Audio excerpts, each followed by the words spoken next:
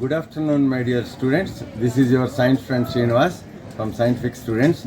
So, I have come here Indian International Science Festival 2023, and suddenly I found the most interesting, the most fascinating toy over here. See, if I am pressing this, you see, slowly it's raising its speed, but it is attaining some speed, after which you can see all these chairs are going up. You see, now you need to understand what force is making them up. See, when the speed is coming down, when it stops, they are at rest. But when I am just pushing this lever, when that is rotating, it attains force. What is that force?